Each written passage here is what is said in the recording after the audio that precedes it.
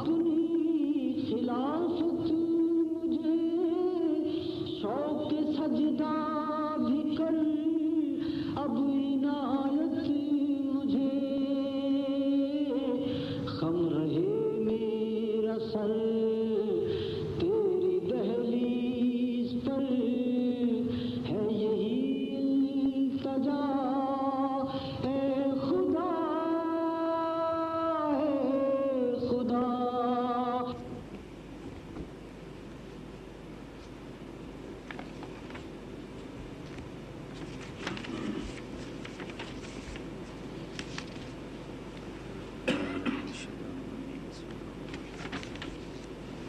إن الحمد لله نحمده ونستعينه ونستغفره ونؤمن به ونتوكل عليه ونعوذ بالله من شرور أنفسنا ومن سيئات أعمالنا من يهده الله فلا مضل له ومن يضلل فلا هادي له وأشهد أن لا إله إلا الله وحده لا شريك له وأشهد أن سيدنا وحبيبنا وشفيعنا محمدا صلى الله عليه وسلم عبده ورسوله. أما بعد فإن خير الحديث كتاب الله وخير الهدي هدي محمد صلى الله عليه وسلم وشر الأمور محدثاتها وكل محدثة بدعة وكل بدعة ضلالة وكل ضلالة في النار. فأعوذ بالله من الشيطان الرجيم. بسم الله الرحمن الرحيم. يا أيها الناس اتقوا ربكم الذي خلقكم من نفس واحدة وخلق منها زوجها وبث منهما رجالا كثيرا ونساء واتقوا الله الذي تساءلون به والأرحام ان اللہ کان علیکم رقیبا.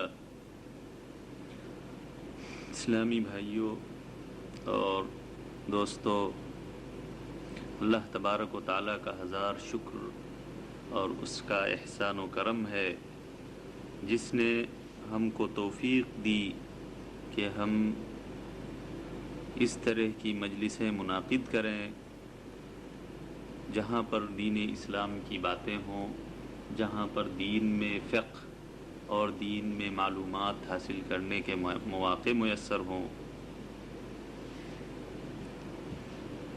یہ اس کا بہت بڑا کرم ہے. مزید اس سے ہم یہ دعا کریں گے کہ ہمیں اس طرح کی مجلسوں میں شریک ہونے کے بعد اس سے مستفیض ہونے کی بھی توفیق عطا فرمائے اور ہمیں دنیا اور آخرت دونوں کی زندگی میں سعادت مندی عنایت فرمائے. عائلی زندگی کے مسائل اور احکام کے سلسلے میں باتیں چل رہی تھیں اور نکاح کے مسائل سے فارغ ہونے کے بعد طلاق کے مسائل بھی آپ کے سامنے ذکر کیے گئے. پھر اس کے بعد بتایا گیا تھا کہ طلاق جو دراصل ایک حل ہے میاں اور بیوی کے درمیان ناخوشگوار زندگی کے پیدا ہو جانے کے بعد دونوں کے لیے ایک حل ہے اس ناخوشگواری سے نجات پانے کے لیے. اور میں نے یہ بتایا تھا کہ یہ حل دراصل انسان کی طبیعت اور اس کی کمزوریوں کو سامنے رکھ کر کے شریعت نے یہ حل تجویز کیا ہے. اور جہاں پر اس حل سے یا اس قانون سے خلاف ورزی کی جاتی ہے وہاں پر بڑے خوفناک اور بڑے ہی تکلیف دہ نتائج سے معاشرے کو نمٹنا پڑتا ہے یا معاشرہ دوچار ہو جاتا ہے. خودکشی اور قتل اور دوسرے بہت سارے اخلاقی اور سماجی مسائل وہیں پر پیدا ہوتے ہیں جہاں پر قانون طبیعت کی انسانی طبیعت کی کمزوریوں کو نظر انداز کر دیتا ہے. تو اللہ تبارک و تعالی جو احکم الحاکمین ہے، جو انسان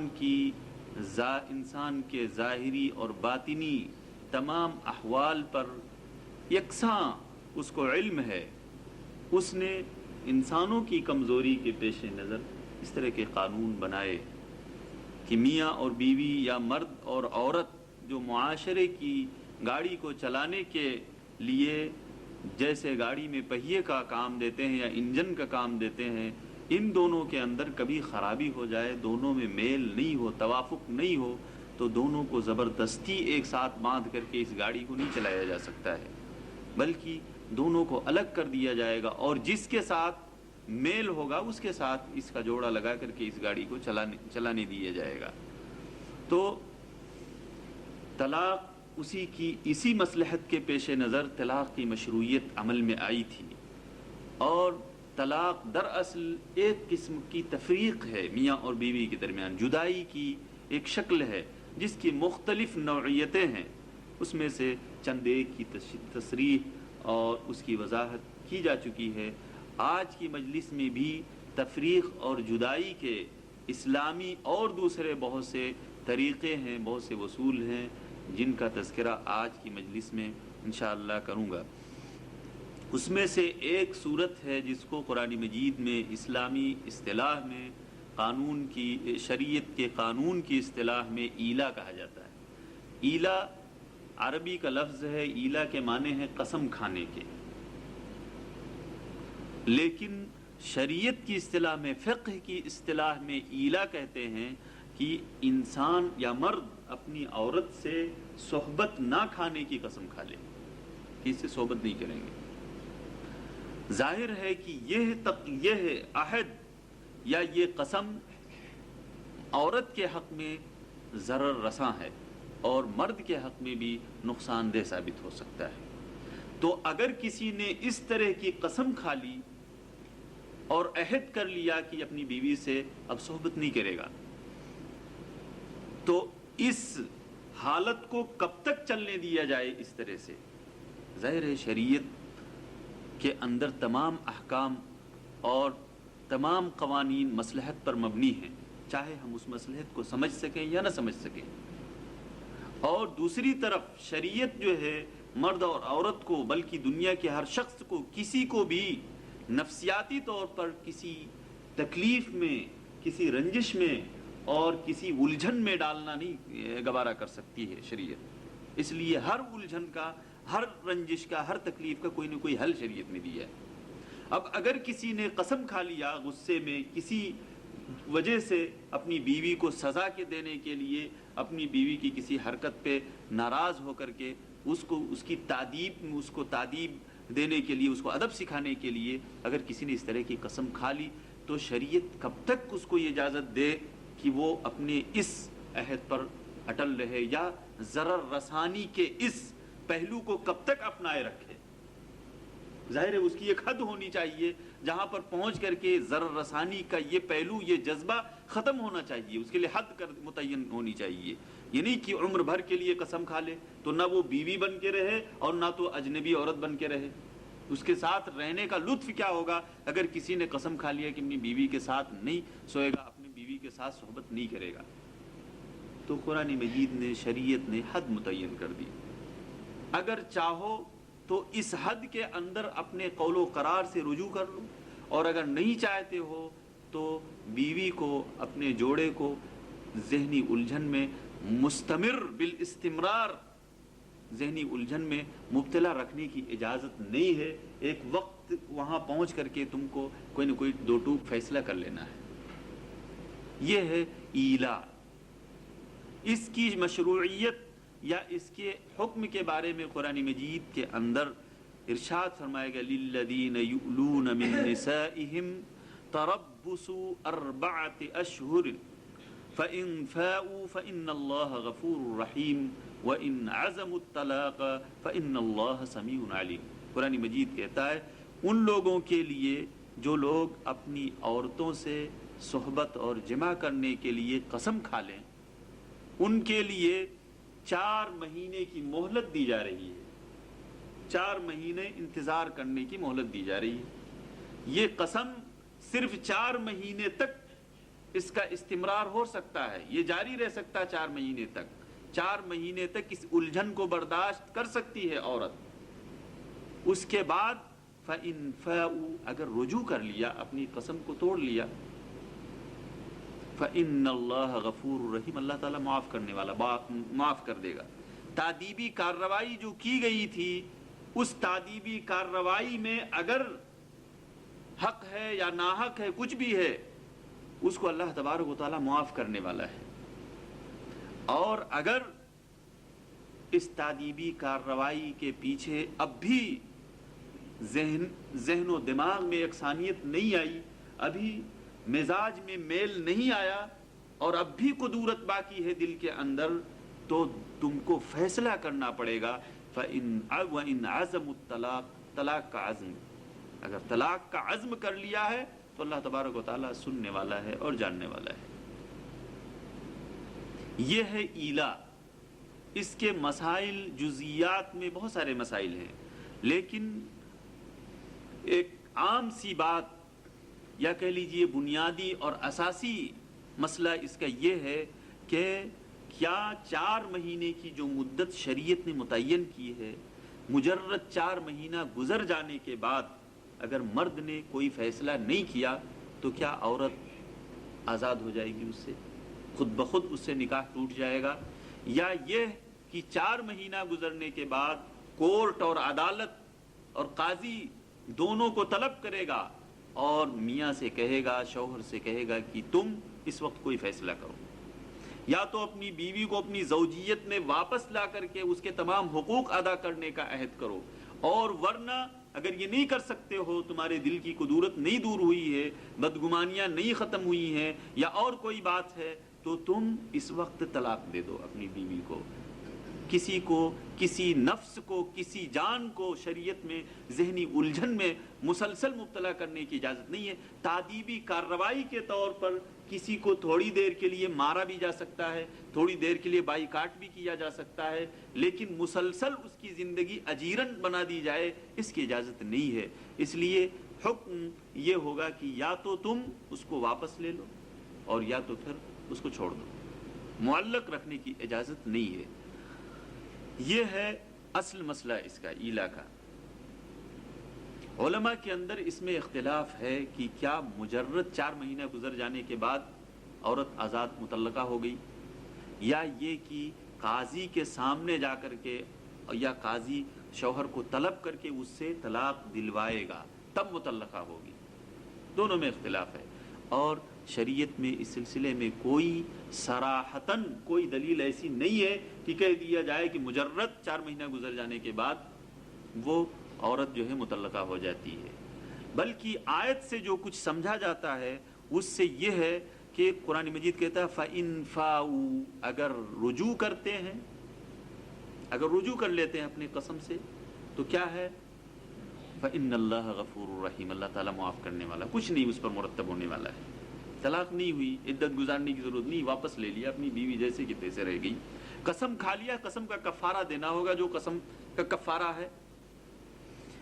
وَإِنْ عَزَمُوا الطَّلَاقَ قرآن مجید کہتا ہے اگر طلاق کا عزم کیا، اس کا مطلب یہ ہے، قرآن کی اس آیت پہ غور کرنے سے پتہ چلتا ہے کہ طلاق کا عزم کرنا یعنی ضروری ہے کہ لفظ سے، زبان سے بولے، عزم جو نیت کیا ہے اس کو زبان سے ادا کرے اور اقرار کرے یا اعلان کرے کہ میں نے طلاق دیا ہے۔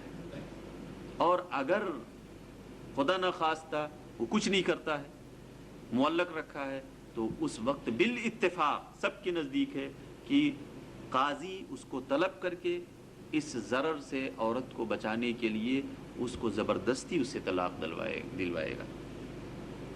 تو یہ ہے بنیادی مسئلہ۔ اچھا، دوسری چیز یہ ہے کہ جو یہ جدائی ہوگی ایلا کے ذریعے، یہ کون سی طلاق اس سے واقع ہوگی؟ کیا طلاق بائن ہے یا طلاق رجعی ہے؟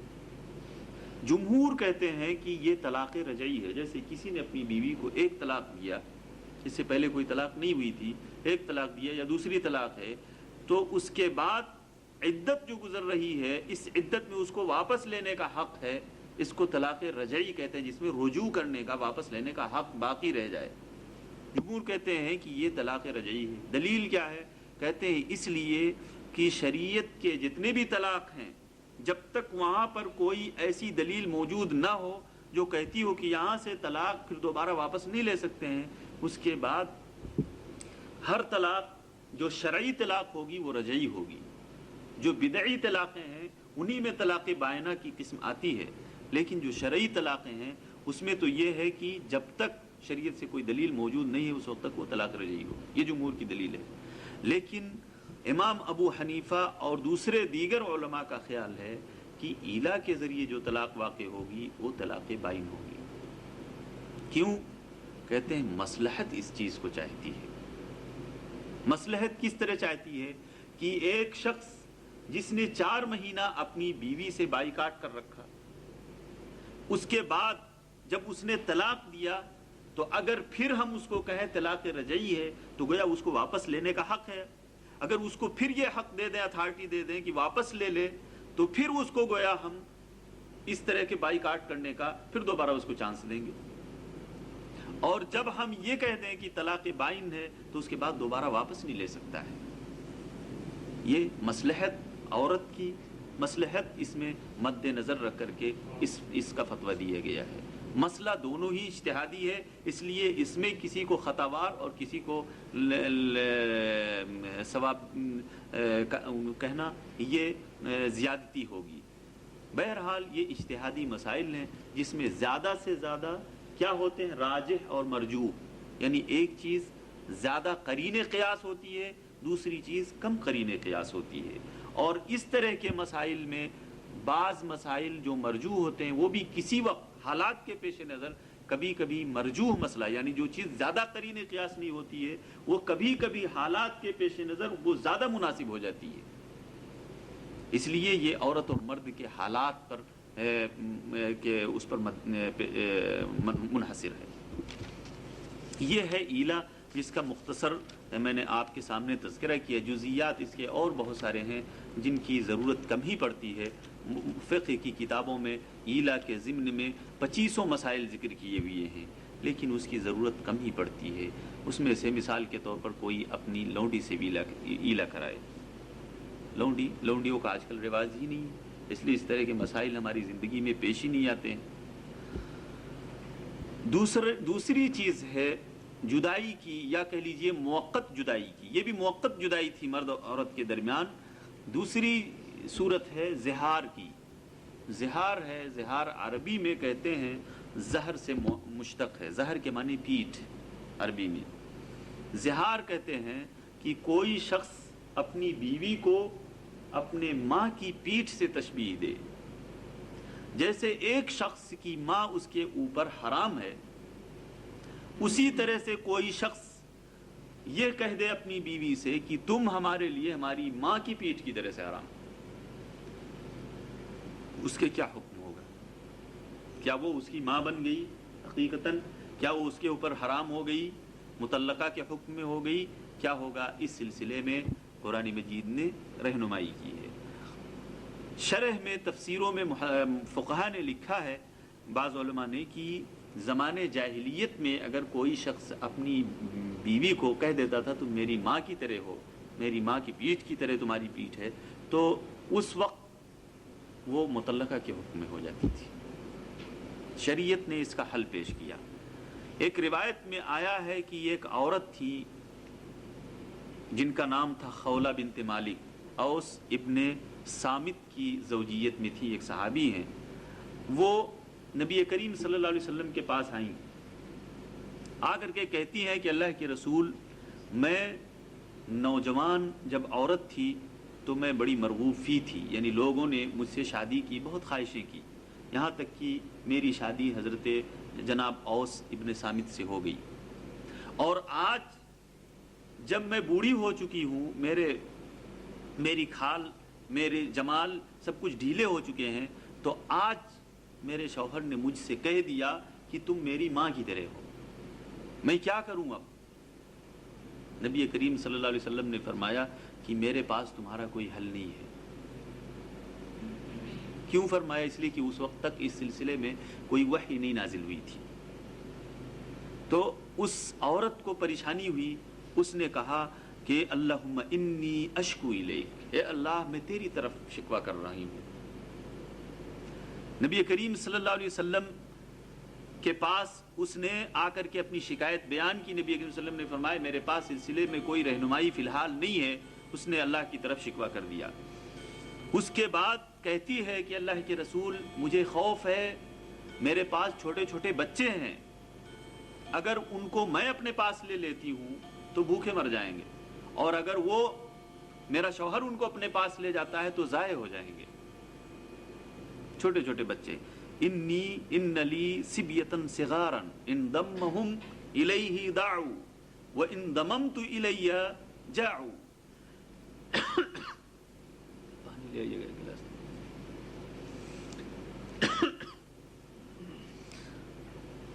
بہرحال اس نے نبی کریم صلی اللہ علیہ وسلم کے سامنے کہا کہ میرے پاس چھوٹے چھوٹے بچے ہیں جن کے ضائع ہونے کا خطرہ ہے۔ ادھر یہ گفتگو ہوتی ہے دونوں کے درمیان، ادھر اللہ تبارک و تعالیٰ کی طرف سے وحی آتی ہے جس میں اس واقعے کی طرف اشارہ کر کے ایک عام حکم نازل کیا گیا۔ اس سلسلے میں اللہ تبارک و تعالیٰ نے فرمایا قد سمع اللہ قول التي تجادلك في زوجها وتشتكي الى اللہ واللہ یسمع تحاورکما ان اللہ سمیع علیم۔ قرآن مجید کی آیت ہے 28ویں پارے کی۔ اللہ تبارک و تعالیٰ کہتا ہے کہ اللہ نے یقیناً اس عورت کی بات کو سن لیا جو اپنے شوہر کے بارے میں تمہارے پاس اللہ کی طرف شکوہ کر رہی تھی، اور اللہ تبارک و تعالیٰ تم دونوں کے درمیان جو بات چیت ہوئی ہے، جو گفتگو ہوئی ہے، اس کو سن رہا تھا۔ اللہ تبارک و تعالیٰ سننے والا ہے اور دیکھنے والا ہے۔ اس کے بعد حکم کیا ہے؟ حکم فرماتا ہے الذین یظاہرون منکم من نسائہم ما ہن امہاتہم ان امہاتہم الا اللائی ولدنہم وانہم لیقولون منکرا من القول وزورا۔ قرآن مجید کہتا ہے کہ جو لوگ تم میں سے اپنی عورتوں سے زہار کر بیٹھتے ہیں، یعنی ان کو اپنی ماں کی پیٹھ سے تشبیہ دے بیٹھتے ہیں، ان سے آپ بتا دیجئے کہ دراصل وہ ان کی مائیں نہیں ہیں، ان کی مائیں نہیں بن جاتی ہیں۔ ان کی مائیں تو وہی ہیں جنہوں نے ان کو جنم دیا ہے۔ جن عورتوں نے انسانوں کو جنم دیا ہے وہی ان کی مائیں ہیں۔ جو اپنی ماں، جو جس عورت کے پیٹ سے نہیں نکلا ہے وہ عورت اس کی ماں نہیں بن سکتی ہے۔ وہ لوگ بہت غلط قسم کی بات کہتے ہیں اور جھوٹی باتیں کرتے ہیں، یعنی زمانے جاہلیت کے اس قانون کی طرف اشارہ ہے جہاں پر زمانے جاہلیت میں کوئی اپنی بیوی کو اگر اس طرح کا کہہ دیتا تھا تو وہ اس کے اوپر اس کی حقیقی ماں کی طرح سے حرام سمجھ لی جاتی تھی۔ اس کے بعد اگر کسی نے ایسا کیا تو کیا ہوگا؟ یوں ہی چھوڑ دیا جائے گا یا تعزیراً اس کو کچھ تنبیہ کی گئی ہے شریعت کی طرف سے، اس کے اوپر کچھ پابندیاں عائد کی گئی ہیں یاد دہانی کے لیے، یا کچھ قانون بنایا گیا ہے اس کو تاکہ آئندہ کی زندگی میں اس طرح کی غلطیاں نہ کرے، کچھ حدود متعین کر دیے گئے ہیں۔ اللہ تبارک و تعالیٰ فرماتا ہے والذین یظاہرون من نسائہم ثم یعودون لما قالوا فتحریر رقبۃ من قبل ان یتماسا ذلکم توعدون به واللہ بما تعملون خبیر فمن لم يجد فصيام شهرين متتابعين من قبل أن يتماسا فمن لم يستطع فإطعام 60 مسكينا ذلك لتؤمنوا بالله ورسوله وتلك حدود الله وللكافرين عذاب أليم۔ قرآن مجید نے کہا کہ جو لوگ اپنی عورتوں سے زہار کر بیٹھے اس کے بعد دوبارہ اس کو اپنی زوجیت میں اپنی بیوی جیسا معاملہ کرنے کے لیے واپس لانا چاہیں تو ان کو کفارہ ادا کرنا ہوگا۔ جیسے کسی نے قسم کھا لیا کہ ہم فلاں کام نہیں کریں گے جبکہ وہ کام اس کے لیے مشروع تھا، کیوں نہیں کرے گا؟ کیوں اس نے قسم کھا لیا؟ جو چیز اللہ تبارک و تعالیٰ نے حلال کر رکھی تھی اس کے کرنے سے کیوں قسم کھا لیا؟ اگر قسم کھا لیا ہے تو اس کا کفارہ ادا کرے اور اس کو کرے، اور کفارہ اس لیے ادا کرے تاکہ اس کو یاد رہے، اور اس لیے بھی کفارہ ادا کرے کہ اللہ تبارک و تعالیٰ نے ایک حد متعین کی تھی، اس حد کو اس نے توڑ دیا۔ تو اللہ تبارک و تعالیٰ کے حدود کو توڑنے کی سزائیں دنیا میں بھی ہیں اور آخرت میں بھی ہیں۔ اللہ تبارک و تعالیٰ نے اس کی طرف بیشتر آیات میں اشارہ کیا ہے۔ تو اس کا کیا کفارہ اللہ تبارک و تعالیٰ فرماتا ہے؟ جس نے ایسا کیا اور پھر اس کے بعد واپس آیا اپنے پہلی زندگی کی طرف، تو اس کو ایک غلام آزاد کرنے کا کفارہ ہے، ایک غلام آزاد کرے۔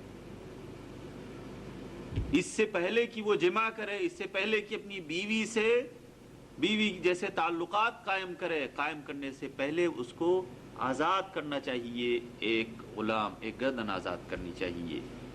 یہ غلامی کے دور کی بات ہے، آج کل تو ڈھونڈنے سے بھی نہیں ملیں گے۔ اگر اس کی طاقت نہیں ہے تو کیا کرے گا؟ فَصِيَامُ شَهْرَيْنِ مُتَتَابِعَيْنِ، 2 مہینہ مسلسل روزے رکھنا ہے، بیچ میں ناغہ نہیں کرنا۔ اگر بیچ میں ناغہ کر دیا تو سب کینسل ہو جائے گا، پھر سے اس کو دوبارہ 1-2 سے روزہ رکھنا پڑے گا۔ تو 2 مہینے مسلسل، بیچ میں اس کو جمع کرنے کی، بیچ میں اپنی بیوی سے صحبت کرنے کی اجازت نہیں جب تک کہ یہ 2 مہینے کے روزے مکمل نہ کر دے۔ من قبل ان یتماسا، دونوں کو آپس میں ایک دوسرے کے ساتھ ملنے سے پہلے یہ کفارہ ادا کر دینا ہے۔ اگر اس کی بھی طاقت نہیں ہے تو اطعام 60 مسکینہ، 60 مسکینوں کو کھانا کھلانا ہے، 60 مسکینوں کو کھانا کھلانا ہے۔ یہ 3 سزائیں دی گئی ہیں، 3 کفارے ہیں، جن میں سے ترتیب وار انسان کو اختیار کرنا ہے۔ سب سے پہلے گردن آزاد کرنے کو اختیار کرنا ہے اگر طاقت رکھتا ہے۔ اگر اس کی طاقت نہیں ہے تو پھر 2 مہینے کے روزے رکھنے ہیں۔ اگر اس کی بھی طاقت نہیں ہے تو پھر 60 مسکین کو کھانا کھلانا ہے۔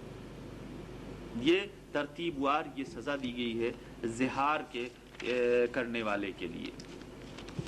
یہاں پر ایک مسئلہ اور ہے زہار ہی کے سلسلے میں جو اساسی حیثیت رکھتا ہے، باقی تو فروعات بہت ہیں۔ مسئلہ یہ ہے کہ اگر کسی نے اپنی بیوی کو اپنے ماں کے علاوہ دوسرے محرمات سے تشبیہ دی، اپنی بہن سے، اپنی پھوپھی سے، اپنی خالہ سے، یا اپنی بیٹی سے، یا ایسے عورت سے کہ جو اس کے اوپر حرام ہے جس سے نکاح کرنا، تو اس کا کیا حکم ہے؟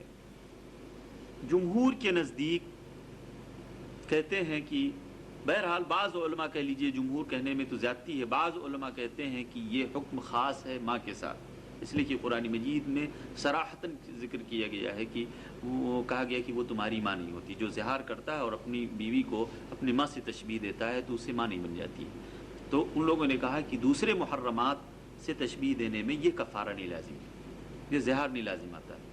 لیکن بعض علماء کہتے ہیں کہ دوسرے محرمات کو بھی اس پر قیاس کیا جائے گا، اس لیے کہ قرآن مجید جب کسی چیز کا حکم دیتا ہے تو ایک قاعدہ کلیہ یا یہ کہ ایک عام بات کہہ دیتا ہے کہ جس پر باقی چیزوں کو قیاس کیا جا سکتا ہے۔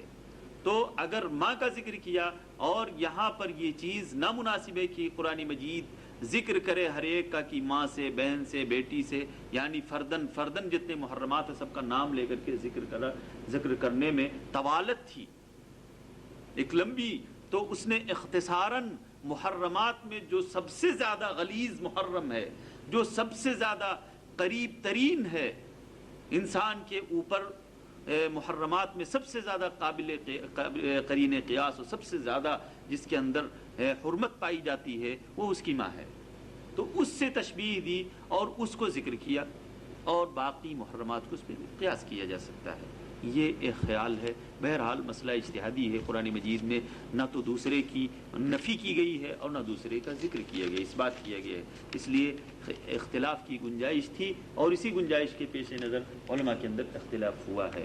احتیاطاً یہ کہا جا سکتا ہے کہ احتیاطاً اس کو بھی زہار ماننا چاہیے، اس لیے کہ وہ بھی محرم ہے، جس طرح کی ماں اپنے اوپر محرم ہو ویسے اس کی بیٹی اس کے اوپر حرام ہے، اور تشبیہ دینے میں وہ چیز قباحت لازم آتی ہے جو ماں سے تشبیہ دینے میں قباحت لازم آتی ہے۔ تفریق کی ایک اور قسم ہے جس کو کہتے ہیں لعان۔ لعان کی ضرورت کیسے پڑی اور لعان کی مشروعیت کہاں سے ہوئی؟ حدیث میں بخاری شریف کی روایت ہے، لعان کے معنی ایک دوسرے پر لعنت کرنا۔ اس کی مشروعیت اور اس کی ضرورت کہاں سے پیش آئی؟ بخاری شریف کی روایت ہے، حضرت عبداللہ ابن عباس سے راوی ہیں کہتے ہیں کہ ایک صحابی تھے ہلال ابن امیہ، انہوں نے نبی کریم صلی اللہ علیہ وسلم کے سامنے آ کر کے کہا کہ میں نے اپنی بیوی کے ساتھ ایک عورت کو دیکھا ہے۔ نبی کریم صلی اللہ علیہ وسلم نے فرمایا کہ تم اتہام لگاتے ہو اپنی بیوی کو کسی شخص کے ساتھ زنا کے ارتکاب کا، اس سلسلے میں ہمارے سامنے ہمارے پاس اس وقت اب تک جو حکم نازل ہوا اللہ تعالیٰ کی طرف سے وہ یہ ہے کہ یا تو گواہ لاؤ اور ورنہ تم پر کوڑے لگائے جائیں گے تہمت تراشی کے۔ صحابی بہت ہکا بکا، بہت پریشان ہوئے، کہتے ہیں اللہ کے رسول اذا رأى احدنا على امرأته ينطلق يلتمس البینہ، اگر کوئی آدمی ہم میں سے اپنی بیوی کے پاس کسی کو دیکھے تو وہ جا کر کے ڈھونڈنے جائے، گواہ کی 4 آدمی کو اور ڈھونڈ کے لائے، دکھائے کہ میرے بیوی کو ساتھ کوئی شخص زنا یا کوئی شخص غلط کام کر رہا ہے۔ ان کو تعجب ہوا، ان کو حیرت ہوئی، ان کو یہ چیز پریشان کن نظر آئی۔ تو نبی کریم صلی اللہ علیہ وسلم نے فرمایا کہ البینۃ او حد فی ظہر، ابھی تک تو یہی قانون ہے کہ یا تو دلیل لاؤ ورنہ تہمت کا جو سزا ہے وہ تم کو ملے گی۔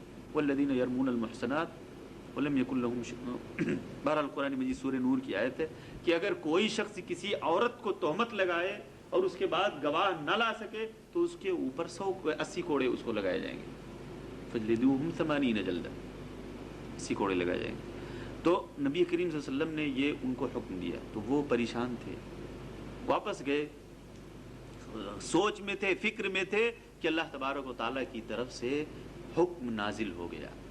جیسے زہار کے ایلا کے بارے میں اللہ تبارک و تعالیٰ کی طرف سے یہ بہت سارے مسائل ہیں قرآن مجید میں، تفسیر مفسرین نے اصول تفسیر میں لکھا ہے کہ بہت ساری چیزیں ہوتی تھیں، واقعات یعنی احکام شریعت نازل ہونے کے بہت سے اصول تھے، بہت سے طریقے تھے، مختلف طریقوں سے نازل ہوتی تھی۔ کبھی بغیر کسی کے دریافت کیے مسلسل اس طرح کے احکام نازل ہو گئے کہ جن کے بارے میں لوگوں نے خود سے نہیں پوچھا تھا، اور بیشتر ایسے مسائل نازل ہوئے جن کے بارے میں لوگوں نے آ کے دریافت کیا۔ یسألونک عن فلاں، یسألونک عن فلاں، قرآن مجید میں بہت ساری آیتوں میں کہ لوگ آپ کے بارے میں پوچھتے ہیں۔ یسألونک عن الاہلہ، یسألونک عن المحیض، لوگ آپ سے چاند کے بارے میں پوچھتے ہیں، لوگ آپ سے حائضہ عورت کے بارے میں پوچھتے ہیں۔ یسألونک عن الانفال، لوگ آپ کے بارے میں مال غنیمت کے بارے میں پوچھتے ہیں۔ اس طرح کے مسائل کہ لوگ آگے پوچھتے ہیں، آپ جواب دے دیجئے۔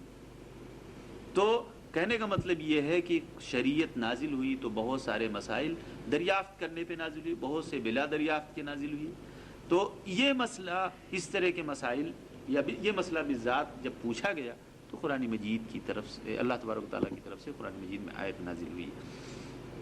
تو اللہ کے رسول صلی اللہ علیہ وسلم نے ان کو بلایا اور اس کے بعد کہا کہ دیکھو یہ جبرائیل علیہ السلام یہ حکم لے کر کے نازل ہوئے ہیں۔ سورہ نور ہی کی آیت، والذین یرمون ازواجہم ولم یکن لہم شہداء الا انفسہم فشہادۃ احدہم 4 شہادات باللہ انہ لمن الصادقین والخامسة ان لعنۃ اللہ علیہ ان کان من الکاذبین ویدرأ عنها العذاب ان تشہد 4 شہادات باللہ انہ لمن الکاذبین والخامسة ان غضب اللہ علیہ ان کان من الصادقین۔ اسی طرح آیت ہے نا۔ قرآن مجید نے کہا کہ وہ لوگ جو اپنی بیویوں کو تہمت لگاتے ہیں زنا کاری کی، بدکاری کی، اگر ان کے پاس گواہ نہیں ہیں اس تہمت کے لیے، اس جرم کو ثابت کرنے کے لیے، تو انہیں شہادت، انہیں اب قسم کھا کر کے یہ گواہی دینی پڑے گی کہ 4 مرتبہ ان کو یہ کہنا پڑے گا، اللہ تبارک و تعالیٰ کو گواہ بنا کر کے، کہ ہم جو کچھ اپنی بیوی کے بارے میں کہہ رہے ہیں وہ سچے ہیں۔ 4 مرتبہ کہنا پڑے گا قسم کھا کر کے، اور 5ویں مرتبہ کہنا پڑے گا کہ ہم اگر اپنے اس قول میں، اپنے اس خبر میں اگر ہم جھوٹے ہیں تو اللہ تبارک و تعالیٰ کی لعنت ہو ہمارے اوپر۔ یہ مرد کہے گا۔ اس کے بعد عورت سے بھی کہا جائے گا کہ تم بھی آ کر کے گواہی دو، قسم کھاؤ کہ تم اس تہمت سے بری ہو۔ وہ بھی 4 مرتبہ قسم کھا کر کے اب اس تہمت سے برات کا اظہار کرتے ہوئے کہے گی کہ ہم قسم کھاتے ہیں کہ جو تہمت ہمارے اوپر لگائی جا رہی ہے اس تہمت میں میرا شوہر جھوٹا ہے. اور اگر وہ سچا ہے 5ویں مرتبہ کہے گی تو اللہ تبارک و تعالیٰ کا غضب ہو ہمارے اوپر. اس طرح سے قرآن مجید کہتا ہے یہ دونوں کو آپس میں ایک دوسرے پر لعنت کر کے ایک تہمت کو دور کرنا ہوگا. تہمت تو دور نہیں ہوگی لیکن دونوں کو آپس میں ایک دوسرے سے جدا کر دیا جائے گا. یہ ہے لعان. اور یہ لعان کرتے وقت نبی کریم صلی اللہ علیہ وسلم نے حضرت ان صحابی اور ان کی بیوی کو بلوایا تھا اور اس کے بعد صحابی سے کہا اس طرح سے گواہی دو. اس کے بعد ان کی بیوی کو بلایا تو نبی کریم صلی اللہ علیہ وسلم نے فرمایا کہ دیکھو تم دونوں میں سے ایک آدمی یقیناً جھوٹا ہے, اس لیے اپنی عاقبت خراب نہ کرو اور اس وقت اعتراف کر لو. جب ان کا شوہر کہہ چکا تو عورت کی جب باری آئی تو نبی صلی اللہ علیہ وسلم نے اس کو تلقین کی اور صحابہ کرام کو کہا کہ اس سے کہو کہ اگر اس نے جرم کا ارتکاب کر لیا ہے تو اعتراف کر لے ورنہ یہ اس کی عاقبت خراب ہوگی. لیکن اس عورت نے کہا انی لا افضح قومی, میں اپنی قوم کو رسوا نہیں کروں گی, اور اس کے بعد اس نے بھی قسم کھا لیا. بہرحال یہ لعان اس کا نفاذ یا اس کا یہ نبی کریم صلی اللہ علیہ وسلم کی زندگی میں اس کے یہ وجود میں آیا, یہ واقعہ وجود پذیر ہوا. اور اس طرح سے لعان کے بعد کا جو حکم ہے وہ یہ ہے کہ جب دونوں میں اس طرح کے حالات یا یہ واقعہ یہ صورت پیدا ہو جائے تو اس کے بعد پھر دونوں میں واپس ہونے کی کوئی صورت نہیں رہ جاتی. دونوں ایک دوسرے پر حرام ہو جاتے ہیں, حرام ابدی. تفریق ہو جاتی ہے, تفریق ابدی. دوبارہ پھر نہ نکاح کے ذریعے اور نہ حلالہ کے ذریعے اور نہ اور کوئی صورت رہ جاتی ہے دوبارہ پھر زوجیت میں آنے کی. یہ بالاتفاق سب کے نزدیک جو ہے وہ عورت اس مرد کے اوپر, وہ مرد اس عورت کے اوپر حرام ہو جاتی ہے. اس لیے کہ اگر اس کو طلاق رجعی یا طلاق بائن یا اور کوئی صورت تصور کر لیا جائے تو پھر وہ چیز جس کی وجہ سے دونوں کے اندر جدائی پیدا کی گئی تھی وہ غلط فہمی اب بھی برقرار رہ گئی. لعان کرنے سے غلط فہمیاں دور نہیں ہوئی, غلط فہمیوں کو اور جو ہے تقویت ہو گئی. اس لیے کہ دونوں میں سے ایک جھوٹا ہے اور دونوں میں سے کسی نے بھی اپنے کذب کا, اپنے جھوٹے ہونے کا اعتراف نہیں کیا ہے, تو اس کا مطلب ہے کہ دونوں ایک